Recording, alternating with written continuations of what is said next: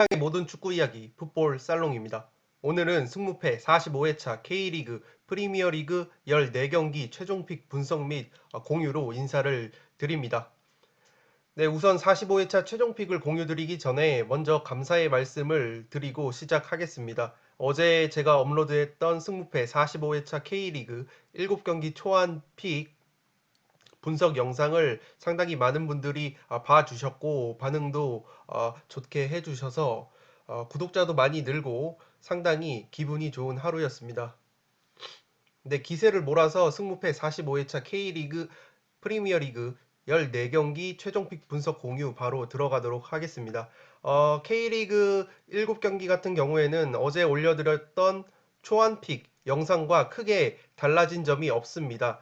한 가지만 제가 픽을 바꿨고요. 추가적으로 제가 취합한 자료들이 몇 개 있는데 우선은 가볍게 먼저 보고 넘어갈 것이 있는데 제가 얼마 전에 기성용 선수가 원래는 부인인 한혜진 배우님이죠. 그 배우 한혜진 씨와 원래 인스타그램 소셜미디어 계정을 함께 공유를 했었는데 얼마 전에 최근 자신이 개인 계정을 하나 만들어서 이제 본격적으로 소셜미디어 활동을 시작을 했습니다. 그래서 저도 팔로우를 했는데 어제 게시글이 하나 올라왔습니다. 기성용 선수가 상당히 이제 소셜미디어도 열심히 하려고 하는 모양인데 댓글을 살펴보니까 박주영 선수, FC 서울에서 한솥밥을 먹고 있는 박주영 선수가 기성용 선수 SNS에 댓글을 달았습니다. 해서 제가 유심히 봤는데 박주영 선수가 니 뭐하냐 라고 묻자 기성용 선수가 별 보고 있어요 라고 답을 했습니다. 중요한 부분은 안 나오냐 라고 물어봤는데 이 안 나오냐가 상당히 제가 생각하기에는 중의적인 표현인 것 같습니다. 경기에 출전을 안 하는 거냐 아니면 뭐 자신이 어디를 불렀는데 뭐 안 나오냐 뭐 이런 내용 둘 중 하나인 것 같은데 어쨌든 안 나오냐 이렇게 상당히 중의적인 표현으로 물어봤고 그 다음에 나오는 기성용 선수의 답변이 상당히 의미심장합니다. 때가 아직 안 됐습니다. 히라고 하는데 이 때라는 것이 아직 자신의 몸 상태가 경기에 나설 때가 아니다라는 뜻인지 아니면은 그냥 뭐 박주영 선수와 어떤 무슨 약속이 있었는데 나올 때가 안 됐다는 것인지 그리고 나서 박주영 선수 반응도 상당히 열린 결말로 끝이 났습니다. 그냥 기 나온나 밥이나 묵자 뭐 이런 식으로 해서 어쨌든 이것이 그냥 둘 간의 약속에서 발생된 어떤 대화인지 아니면 다가오는 강원이 아니죠. 다가오는 인천과의 최종전에서 기성용 선수가 나올 수 있냐 없냐 이것을 암시했던 것인지는 모르겠지만 어쨌든 때가 안 됐습니다. 라는 어떤 묵직한 표현에서 기성용 선수의 출전이 어떻게 보면 불가능할 수도 있겠다라는 그냥 추측을 한번 해왔습니다.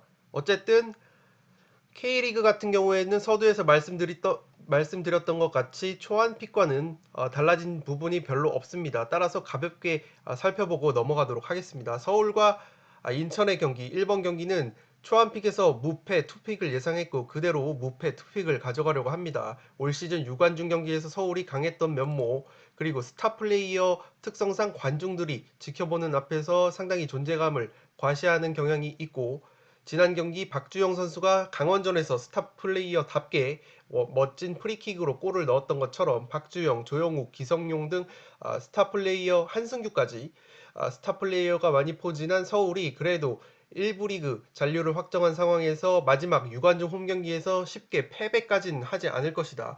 그리고 또 하나 제가 추가드린 인사이트가 바로 아시아 챔피언스 리그를 앞뒀다는 점에서 FC 서울은 주전 선수들의 어떤 컨디션뿐만 아니라 부상 여부도 조심을 해야 합니다. 따라서 지난 강원전에서 프로리그 데뷔전을 치렀던 권성윤 선수가 상당히 좋은 모습을 보여줬는데 이 권성윤 선수뿐만 아니라 평소에 기회를 잡지 못했던 선수들을 대거 기용을 하면서 아시아 챔피언스 리그에서 활용할 수 있는 어떤 옥석 가리기에 집중을 하지 않을까도 싶습니다. 따라서 FC 서울이 홈팬들 앞에서 유종의 미를 거두고 패배를 하지 않는 선에서 그렇게까지 무리한 경기 운영은 하지 않을 것이다 라고 생각을 합니다.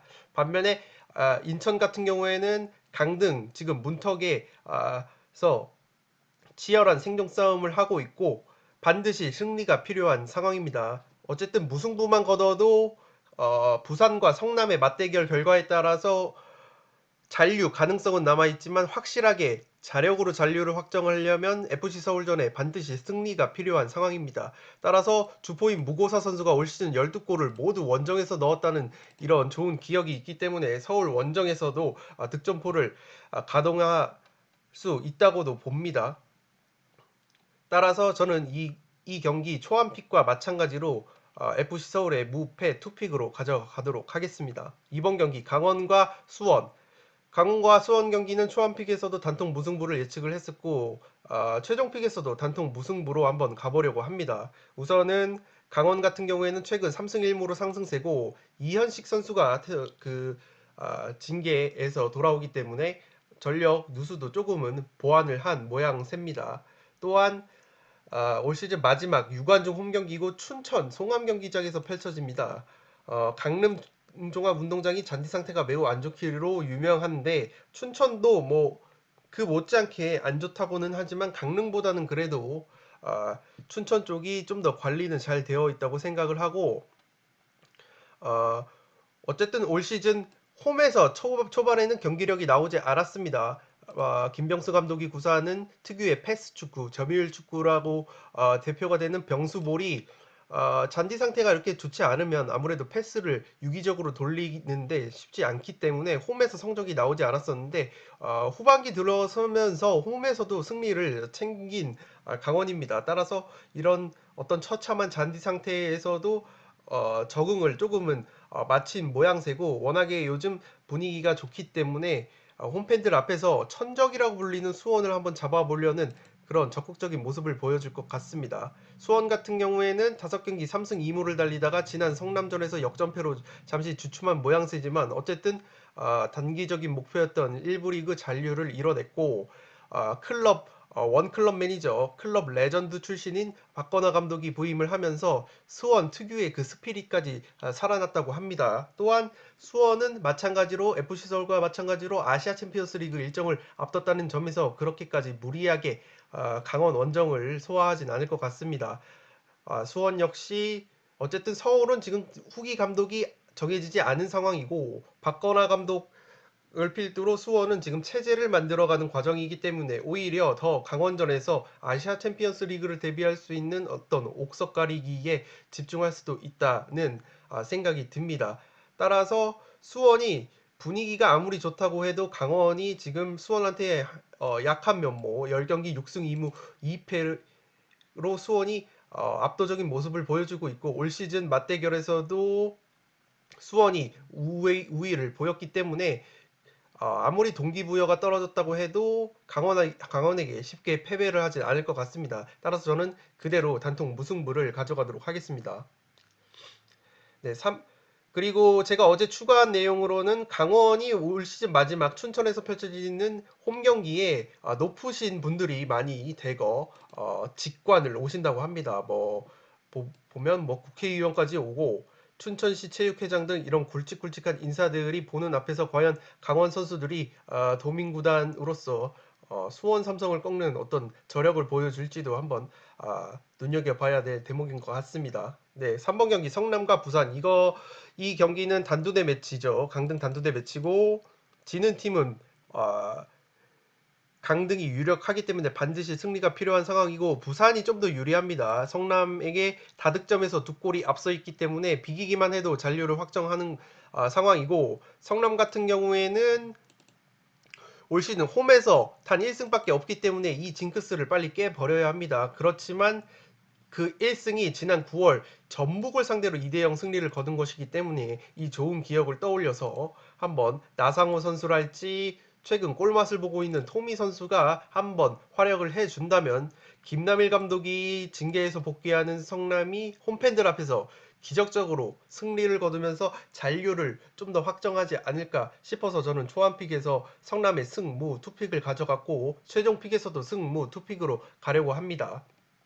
어쨌든 부산이 이기영 감독 대행 체제에서 상당히 이기영 감독 대행이 1부 리그 잔류에 일가견이 있는 감독이기 때문에 승점을 꾸준히 쌓아왔지만 지난 인천전에서 뼈아픈 역전패를 당했습니다. 당시에도 비기기만 해도 잔류를 확정하는 상황이었지만 이 비기기만 해도라는 전제가 상당히 양날의 검으로 작용한 모양새이고 주전급 측면 자원이라고 볼 수 있는 박준강 선수가 경고 누적 결장으로 부산이 전력 누수가 예고되어 있습니다. 또한 부산의 에이스라고 할 수 있죠.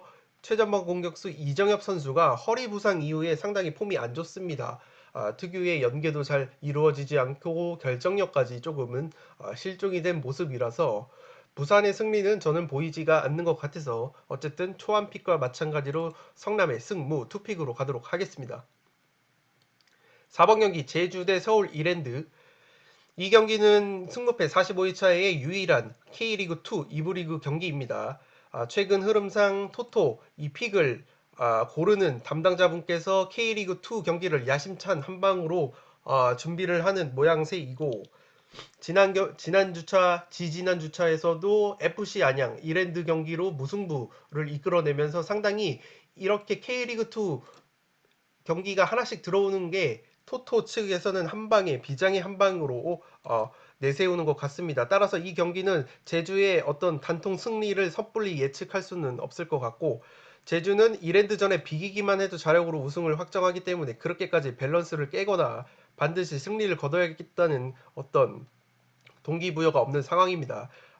안정적인 경기 운영을 하면서 비기기만 해도 우승을 확정하기 때문에 최대한 밸런스를 맞추면서 경기 임할 것 같고 지난 수원FC와의 맞대결에서 승리를 거두면서 사실상 9분 응선을 넘은 제주입니다. 당시에 홈팬들의 열렬한 응원이 있었고 이번 우승이 확정될 수도 있는 마지막 홈경기에서 또 만원 관중이 예상이 됩니다. 따라서 압도적인 홈팬들의 응원을 등에 업어서 제주가 지지 않는 경기를 할 것 같고 이랜드 역시 지금 승격 플레이오프 가시권이긴 하지만 3위를 달리고 있습니다. 3위를 달리고 있지만 그 아래로 경남, 전남, 대전이 지금 바짝 추격을 하고 있기 때문에 승점이 절실한 상황입니다. 올 시즌 원정에서 7승 3무 3패로 강하기 때문에 그리고 외국인 공격수 스쿠타파수 레안드로가 지금 3경기 레안드로가 2골 스쿠타파스가 2경기 연속골 2골을 넣고 있기 때문에 상당히 분위기도 좋습니다. 4경기 3승 1무이고 따라서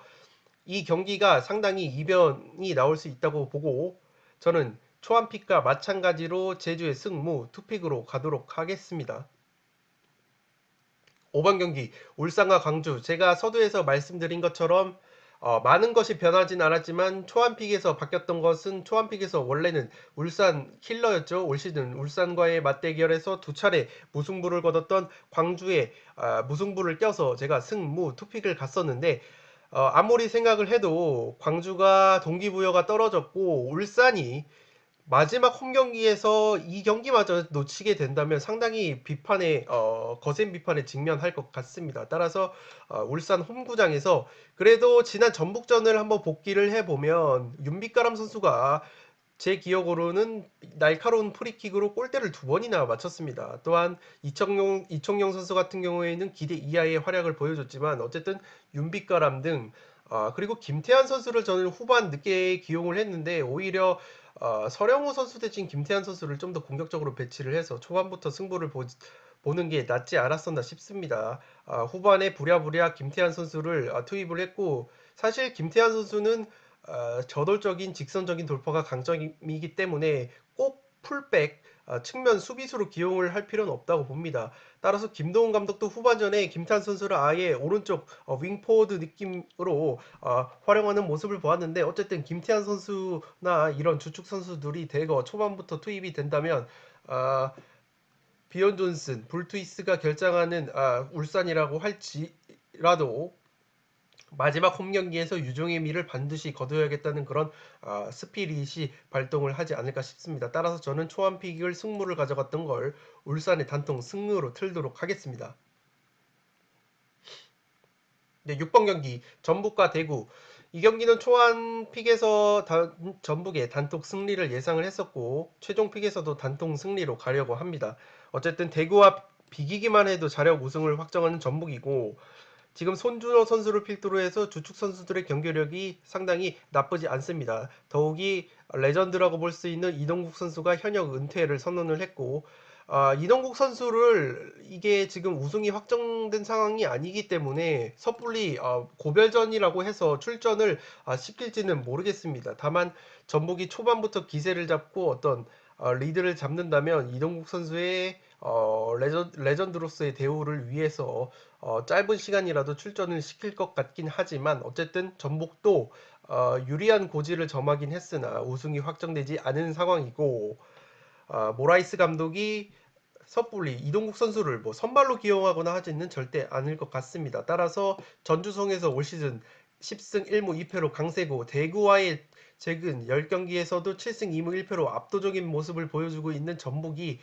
동기부여가 떨어진 대구를 상대로 무난한 승리를 가져가지 않을까 싶습니다. 세징야 선수가 K리그 MVP 후보에 올랐지만 울산의 주니오 선수 등 경쟁자들이 지금 막강해서 사실상 수상은 어렵다고 보기에 그렇게까지 동기부여가 있을 것 같진 않지만, 그래도 세징야 선수는 눈여겨봐야 될 것 같고, 대구 같은 경우에는 주축 측면 수비수 미남 수비수 정승원 선수가 경고 누적 결장하기 때문에 전력 누수도 보입니다. 따라서 전북의 단통 승 그대로 밀고 가도록 하겠습니다. K리그 마지막 경기 포항과 상주입니다. 포항의 단통승을 초안픽에서 예상을 했었고 최종픽에서도 포항의 단통 승리로 가려고 합니다. 어쨌든 포항이 대구 원정에서 패배를 하면서 8경기 무패를 마감을 했습니다. 그리고 상주와 포항이 만나기만 하면 난타전이었죠. 1차전 4대2 포항승, 2차전 4대3 포항승이었습니다. 따라서 화끈한 경기를 펼치는 두 팀이고, 포항의 김기동 감독이 올 시즌 목표는 최다 득점팀 타이틀이다. 따라서 지금 현재 53골로 울산보다 2골이 앞서 있는 상황에서 상주전은 경기 결과보다는 골을 많이 넣는 데 집중을 할 것으로 보이는데, 이 부분이 조금 쎄하긴 하지만 어쨌든 스틸야드 홈구장에서 포항 팬들 앞에서 치르는 마지막 경기이기 때문에 절대 패배를 하고 싶지는 않을 것 같습니다. 따라서 상주가 시즌을 치르면서 전역자들도 몇몇 있었고, 김태환 감독 특성상 로테이션을 자주 돌리고 평소에 기회를 받지 못했던 선수들도 대거 활용을 하는 그런 로테이션을 돌리는 경향이 있기 때문에 어쨌든 상주도 좋은 경기력을 보여줄 것 같긴 합니다. 최근에 2연승으로 상승세고, 동기부여가 없다고는 하나 그런 동기부여가 없다는 측면이 오히려 부담감을 떨어뜨렸다는 어떤 긍정적인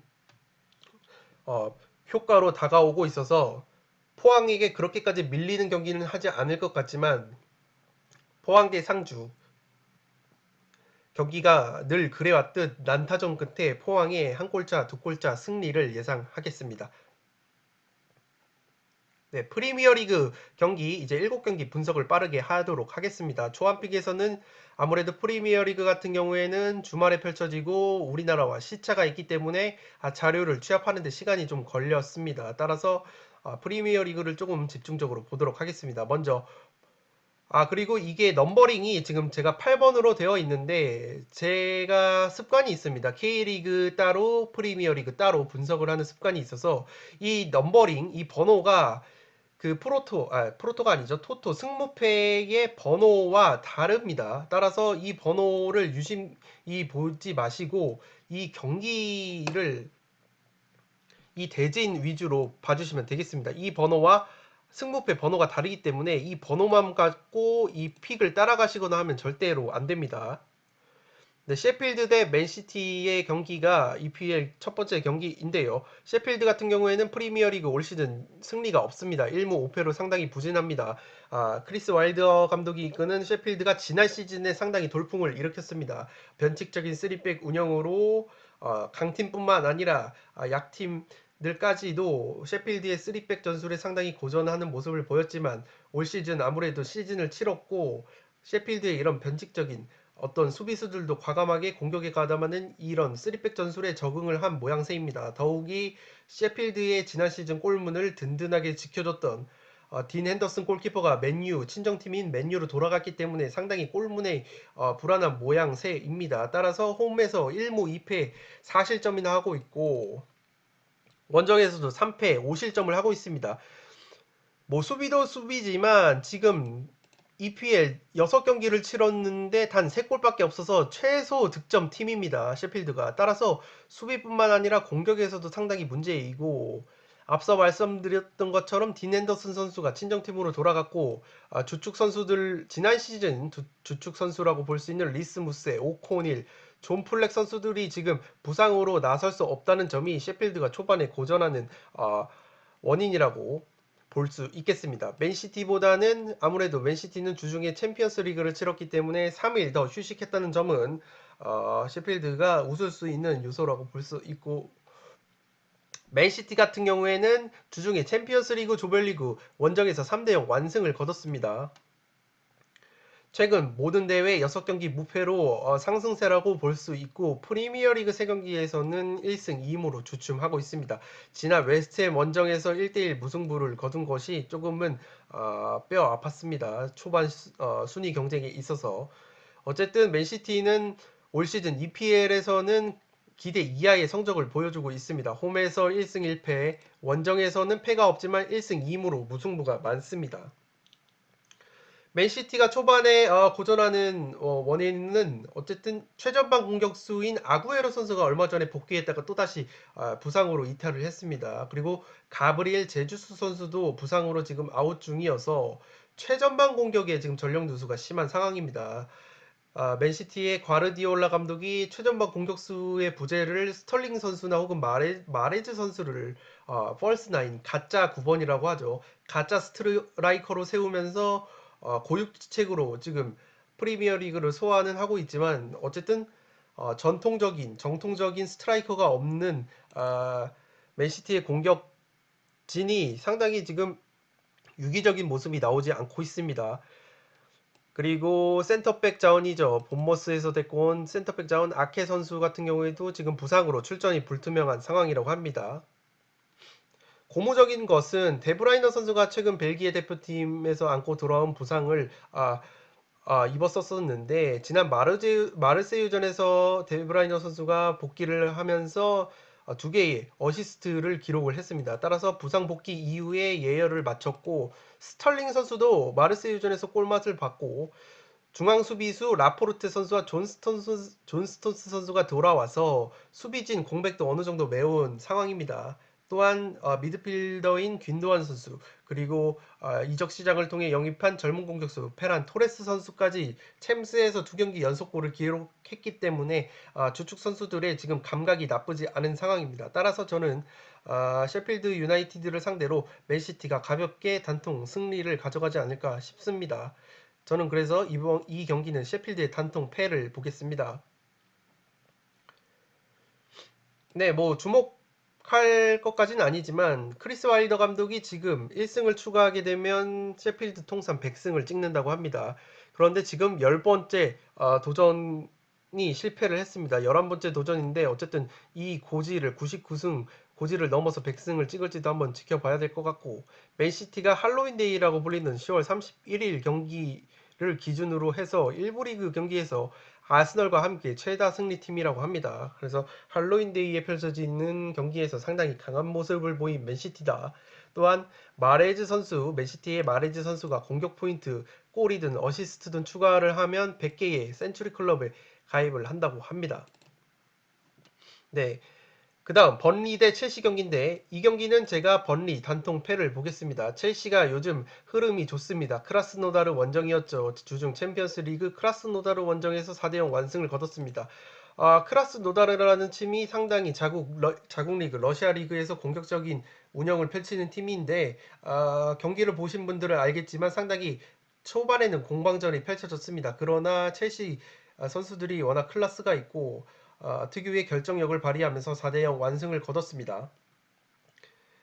그리고 첼시가 지난 시즌에 번리에게 상당히 강했습니다. 홈에서 3대0 승, 원정에서 4대2 승리였습니다. 당시에 홈 번리는 상당히 강팀들도 꺼려하는 번리가 워낙에 압도적인 피지컬로 조금은 거친 축구를 하기 때문에 홈 번리만큼은 상당히 경기를 하는 모양이었는데 올 시즌 번리가 지난 시즌만큼의 파괴력이 나오고 있지 않습니다. 프리미어리그 5경기 1무 4패로 부진하고 그 1무도 승격팀 웨스트브로미치 알비온에게 0대 0으로 비긴 겁니다.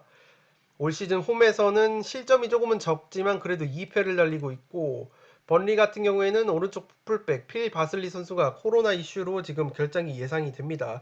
그리고 지난 시즌 주축 수비수였던 벤미 선수가 부상에서 회복은 됐지만 폼이 올라오지 않아 선발 출전이 불가능할 것 같다는 전망이 있습니다. 미드필더 베테랑 미드필더 잭 코쿠 선수도 지금 지난 시즌부터 부상 중에 있고요. 첼시보다 이틀 더 쉰 거는 번리가 조금은 웃을 수 있는 요소라고 볼 수 있고, 아까 살펴봤던 셰필드와 함께 3골로 최소 득점입니다. 따라서 수비도 문제지만 번리 역시 공격력에 지금 크나큰 문제가 있는 모양새입니다. 첼시 같은 경우에는 지금 주축 선수들 이적생 하킴 지에우 선수가 크라스노다르전에서 첼시 데뷔골을 터뜨렸고, 베르너 선수도 1골 1도움으로 활약을 했습니다. 이 선에서 플리식 선수도 골맛을 받고, 허드슨, 오도이까지 골맛을 보면서 전체적으로 공격진의 컨디션이 나쁘지 않은 모양입니다.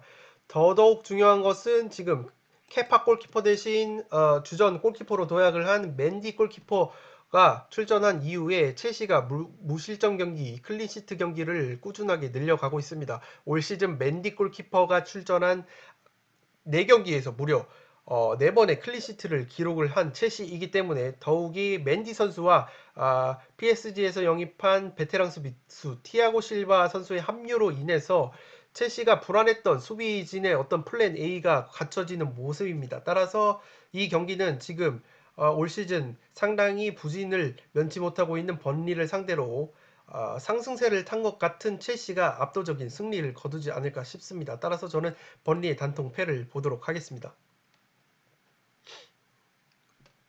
네, 10번 경기 리버풀 대 웨스트햄.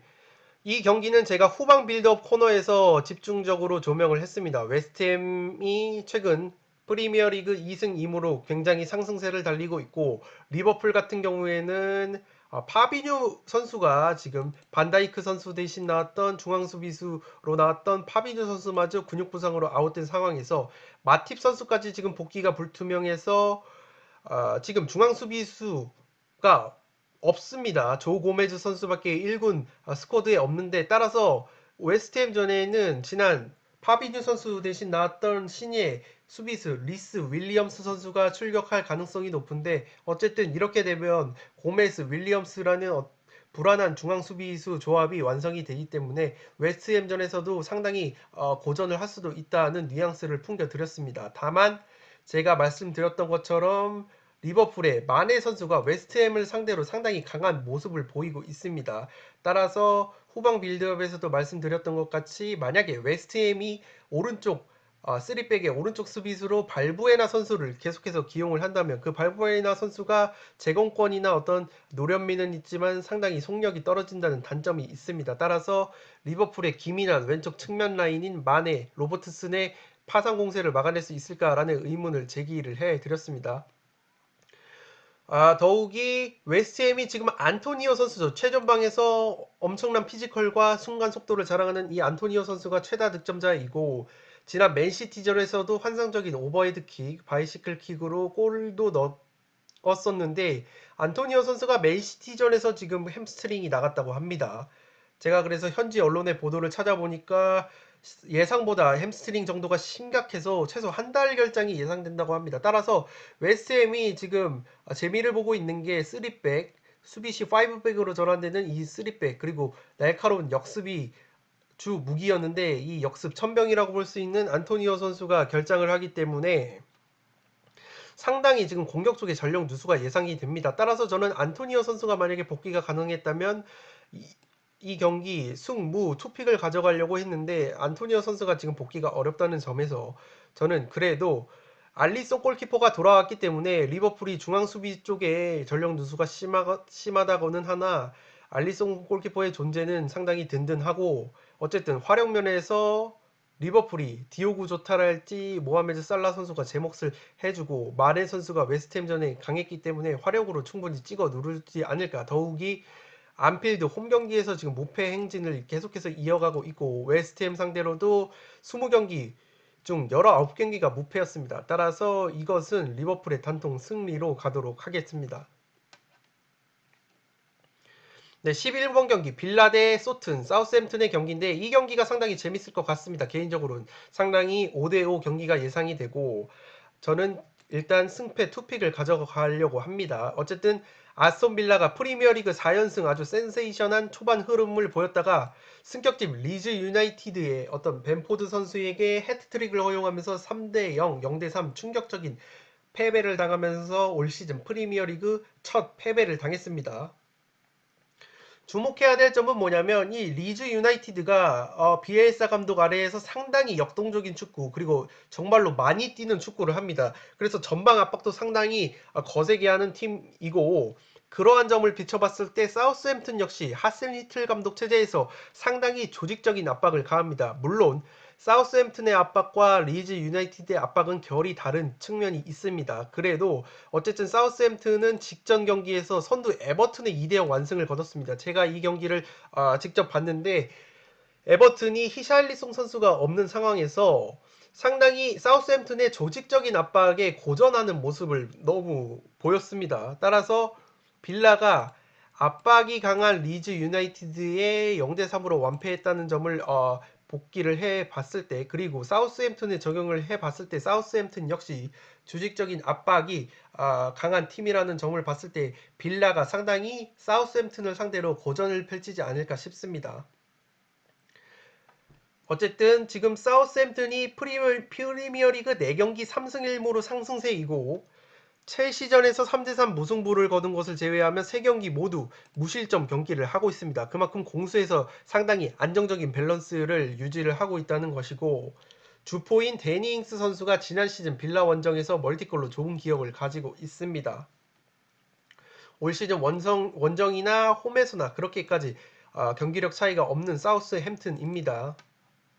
그렇지만 저는 처음에는 사우스햄튼의 어떤 단통 승리를 예상도 해봤지만 어쨌든 빌라가 리버풀을 7대2로 꺾었을 때 리버풀도 상당히 전방 압박을 강하게 시도를 했었는데 오히려 그 챔피언십 2부 리그에서 영입한 울리 와킨스 선수죠. 그 리버풀을 상대로 해트트릭을 기록했던 아스톤 빌라의 공격수 울리 와킨스 선수가 리버풀전 7대2 대승 이후에 했던 인터뷰가 리버풀의 뒷공간을 후벼파려고 했었다라고 하기 때문에 어쨌든 이 뒷공간 침투에 대한 일가견이 있는 올리 와킨스 선수라고 볼 수 있습니다. 더욱이 빌라 같은 경우에는 잭 그릴리시 그리고 첼시에서 임대 영입한 로스 바클리 등 한 번에 스루패스 예리한 스루패스를 찔러줄 수 있는 패서들이 있기 때문에 사우스햄튼이 뒷공간을 후벼 파는 선수가 있는 팀에게 상당히 고전을 합니다. 어쨌든 지난 사우스햄튼이 손흥민 선수였죠. 손흥민 선수가 4골을 기록했던 그 경기만 보더라도 그렇게 뒷공간 침투에 일가견이 있는 선수들을 보유하고 있는 팀을 상대로는 상당히 고전을 합니다. 지난 에버튼 같은 경우에는 칼버트 르긴 선수가 빠른 스피드를 활용해서 그렇게 뒷공간을 후벼 파는 선수가 아니었기 때문에 사우스햄튼이 뒷공간을 많이 열어뒀음에도 불구하고 효율적으로 공략을 하지 못했죠. 따라서 아스톤 빌라 역시 뒷공간을 공략할 수 있는 충분한 공격 자원을 보유하고 있기 때문에 이 경기는 상당히 한 골차 득점이 많이 터지면서 상당히 재미있는 경기 양상 속에 두 팀의 승패가 갈릴 것으로 보입니다. 저는 그래서 이 경기 빌라와 소튼 경기는 승패 투픽을 가져가 보도록 하겠습니다. 12번 경기 뉴캐슬과 에버튼 이 경기 역시 저는 이변으로 꼽고 승패 투픽을 한번 가져가 보려고 합니다. 우선 뉴캐슬 같은 경우에는 제가 예측했던 것처럼 올버햄튼 원정에서 무승부를 거뒀고 올 시즌 프리미어리그 2승 2무 2패로 나쁘지 않은 성적을 거두고 있습니다. 다만 홈에서는 좀 더 뉴캐슬이 적극적인 모습을 보입니다. 맨유전에서 대량 실점을 포함해서 지금 1승 2패 무승부가 없고 원정에서는 오히려 지지 않는 경기를 하죠. 4골 2실점으로 1승 2무 상당히 좋은 성적을 거뒀습니다. 앞서 말씀드린 것처럼 홈에서 좀 더 적극적인 경기 운영을 펼치는 뉴캐슬이기 때문에 5경기에서 최소 2골 이상 실점하는 수비 불안이 홈에서 노출이 되고 있고 뉴캐슬 같은 경우에는 미드필더에 지금 창의성을 불어넣어 줄 수 있는 존주 쉘비 선수가 부상으로 이탈을 할 것 같습니다. 그리고 지금 두브라브카 골키퍼 대신 주전 골키퍼로 나서고 있는 달로우 골키퍼도 지금 계속해서 통증이 있는데 통증을 참으면서 경기를 하고 있다고 하네요. 수비형 미드필더인 헤이든 선수가 지금 복귀를 할 수 있을지 없을지 모르겠지만 어쨌든 가능성은 있는 상황이라고 합니다. 에버튼 같은 경우에는 직접 사우스햄튼 원정에서 정말로 무기력하게 0대2 완패를 당했습니다. 어, 프리미어리그 4승 1무 1패로 상승세가 꺾였고 가장 큰 원인은 어쨌든 히샬리송 선수가 퇴장징계로 나오지 못하면서 상당히 공격 쪽에 전력 누수가 보였습니다. 제가 사우스햄튼과의 맞대결을 지켜봤는데 히샬리송 선수가 왕성한 활동량을 자랑하고 이선과 최전방을 오가면서 공격의 연결고리 역할을 해줘야 되는데 이 히샬리송 선수가 없으면서 손흥민 선수와 득점 공동 순수를 달렸던 지금은 손흥민 선수가 앞질렀죠. 이 칼버트 르인 선수가 볼조차 제대로 만지지 못하고 고립되는 현상까지 보였습니다. 따라서 이 히샬리송 선수가 이탈한 것은 최근 절정의 골 감각을 보여주고 있는 칼버트 르인까지도 고립되는 현상을 초래했다. 더욱이 에버튼은 지난 경기 왼쪽 풀백이죠. 주전 왼쪽 풀백인 디뉴 선수까지 퇴장을 당해서 이번 뉴캐슬전에 나설 수 없습니다. 왼쪽 풀백 디뉴까지 퇴장으로 나서지 못하지만 오른쪽 풀백인 콜먼, 존조 케니까지 부상으로 아웃이 돼서 오른쪽 풀백 같은 경우에는 지난 사우스햄튼전에 고드프리 선수 원래는 센터백입니다. 이 선수가 노리치 시티에서 이번 이적 시장에서 시즌 중에 영입을 한 선수인데 아무래도 전문 오른쪽 풀백이 아니다 보니까 수비력은 뭐 어느 정도 있지만 공격 상황에서 오버래핑이 전혀 이루어지지 않았습니다. 따라서 에버튼이 지금 좌우 풀백 측면 공격에 전력 누수가 있고 히샬리소까지 나오지 못하는 상황입니다. 또한 하메스 선수가 지난 시즌 원래는 사우스햄튼전에도 원래는 나설 수 없다고 안첼로티 감독이 인터뷰를 했었는데 이 능구로기 같은 영감님이 선발 출전을 하면서 풀타임을 소화했습니다. 그런데 지금 보도를 접해 보니까 하메스 선수가 중요 부위죠. 어떤 고환 쪽에 부상이 있다고 합니다. 따라서 여전히 뉴캐슬전에 출전이 불투명하다고 하고 설령 하메스 선수가 나오더라도 히샬리송 선수가 빠진 에버튼의 공격이 초반에 보여줬던 그런 화력을 보여줄지는 의문이다. 따라서 저는 홈에서 적극적인 경기 운영을 펼치는 뉴캐슬이 승리까지도 바라볼 수 있지 않나 싶습니다. 따라서 저는 이 경기 이변으로 보고 승패 투픽을 가져가려고 합니다.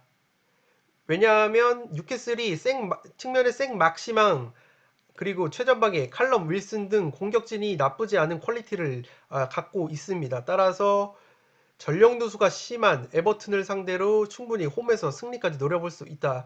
그리고 지난 시즌 맞대결 양상을 보더라도 한 골차 승부가 많았습니다.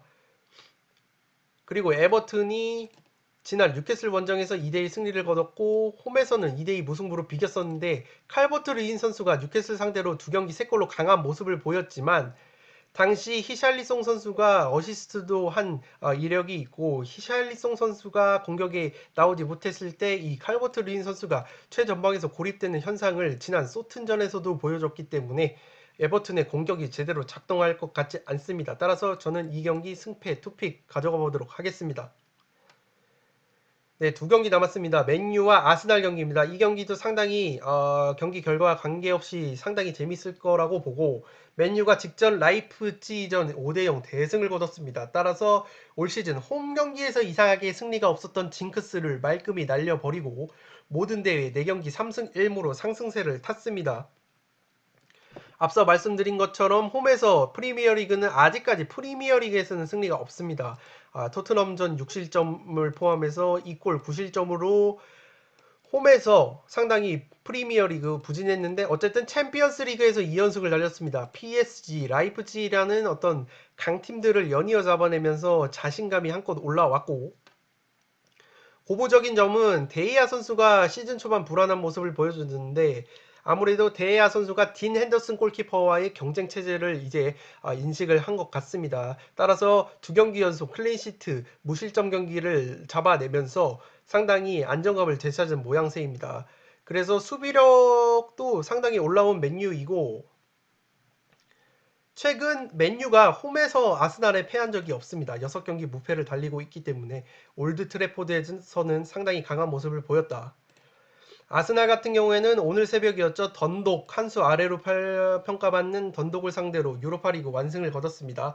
이 경기에서 아르테타 감독이 로테이션을 가동했습니다. 주축인 오바메양과 골키퍼 레노 선수 등 주축 자원을 대부분 빼고 승리를 거뒀기 때문에 맨유와의 경기에서 체력 손실이 그렇게 심할 것 같진 않습니다. 다만 지난 레스터 시티와의 홈 경기에서 핵심 수비수 다비드 루이스와 핵심 측면 공격수 부카요 사카 선수가 부상으로 빠져서 맨유전에 출전이 불투명하다고 합니다. 따라서 전력 누수가 보이는 아스날이고 다비드 루이스 선수가 나올 수 없다면 수비력이 상당히 불안한 무스타피 선수가 나올 것으로 보이는데 수비는 그렇다 치고 아스날이 지금 문제가 뭐냐면 지난 시즌 뭐 득점왕 경쟁까지도 펼쳤던 오바메양 선수가 6경기 한 골로 상당히 부진합니다.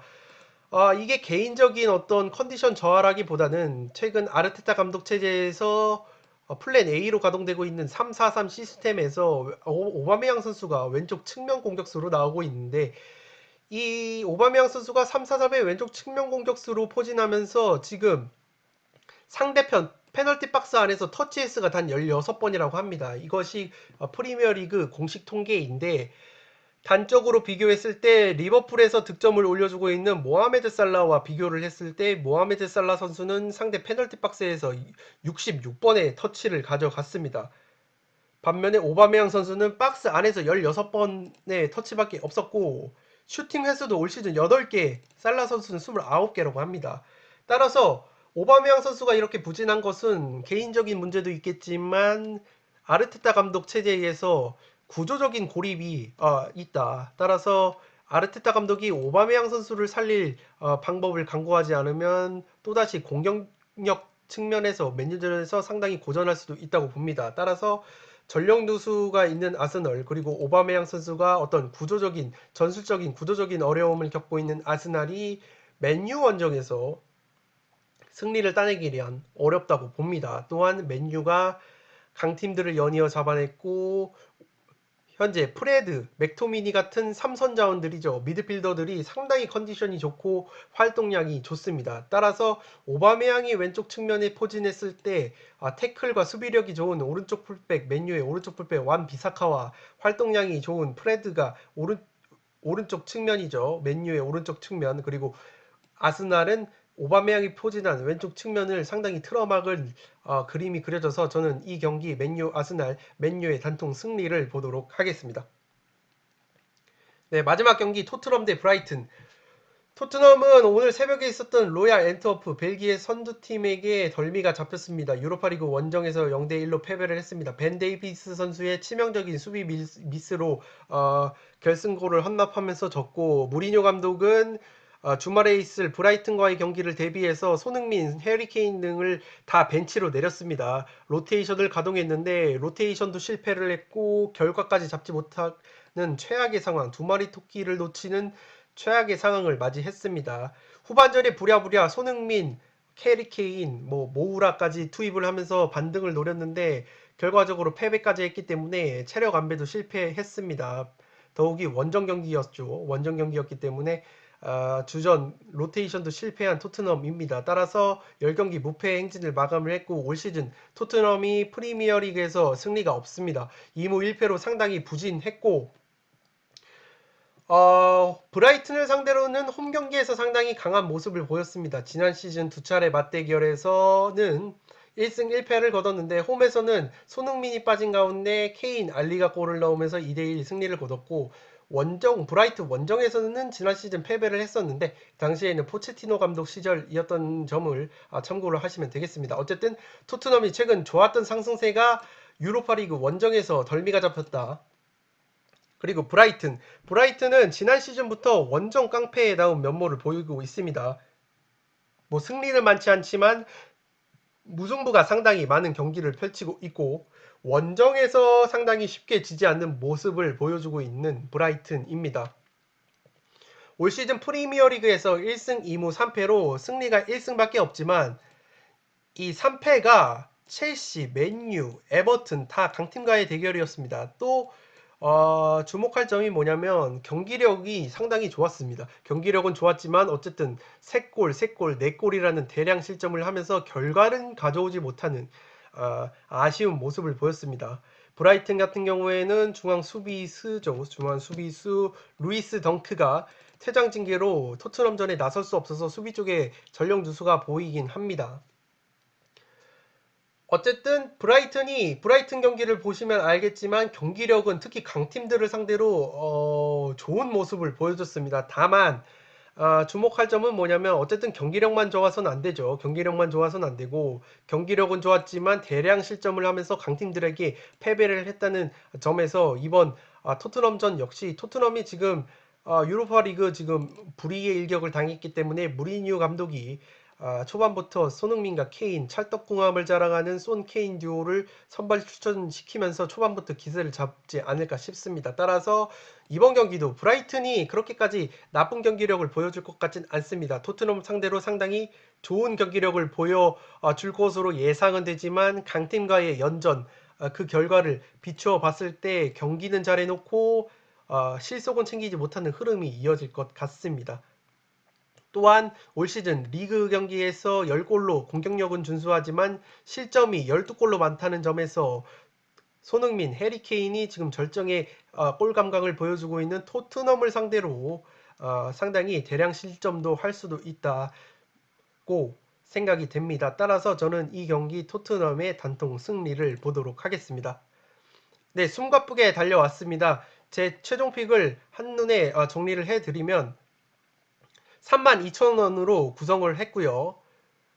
FC 서울의 무패, 그리고 강원과 수원은 단통 무, 성남의 승무, 셰필드의 단통 패, 번리의 단통 패, 리버풀의 단통 승, 제주와 이랜드의 승무, 울산, 전북의 단통 승, 포항의 단통 승, 빌라와 사우스햄튼은 승패 투픽, 뉴캐슬과 에버튼 역시 승과 패 투픽, 맨유와 토트넘은 단통 승으로 가도록 하겠습니다. 네, 이것으로 승부패 45회차 K리그 프리미어리그 14경기 분석과 최종 픽을 공유해 드렸습니다. 서두에서 말씀드리는 것처럼 풋볼 살롱이 제시하는 여러 자료, 분석, 인사이트는 참고용일 뿐입니다. 더욱이 이 최종 픽을 그대로 따라가시면 절대로 안 됩니다. 여러분들이 만드신 나만의 픽에 제가 말씀드린 어떤 여러 가지 자료와 여러 가지 스토리들 중에서 마음에 드는 부분만 쏙쏙 골라 가셔서 야무지고 다부진 픽을 완성하시는데 활용만 하시기 바랍니다. 네, 끝으로 영상이 도움이 되셨다면 구독과 좋아요 부탁드립니다. 또한 그 구독 버튼 옆에 종소리 모양이 있습니다. 종 모양이 있는데 그게 알림 설정인데요. 그 알림 설정을 꼭 누르셔서 모든 알림 설정으로 그 종 그림이 꽉 채워지도록 그렇게 알림 설정을 해 두시면 풋볼살롱이 컨텐츠를 업데이트할 때마다 빠르게 알림이 가서 누구보다도 양질의 승무패 컨텐츠를 빠르게 받아보실 수 있습니다. 따라서 좋아요, 구독뿐만 아니라 알림 설정까지 해주시면 풋볼살롱에 큰 힘이 될 것 같습니다. 네, 이것으로 승무패 45회차 최종픽 공유를 마치겠습니다. 감사합니다.